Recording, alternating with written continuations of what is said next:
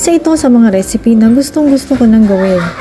So now, nagawa ko na at napakasarap niya. Walang iba kundi ang baked chicken empanada. Bakit ko siya binake instead of frying? Syempre, ang reason is less oil, less cholesterol. Kasi syempre, kapag finry, naku, napakaraming oil na naman iyan. Instead of frying nga, you could either bake it or pwede kayong gumamit ng air fryer. Ayan, ang napakasarap na feelings na may veggies din. Kaya nutritious din to. Malutong yung crust, tsaka buttery.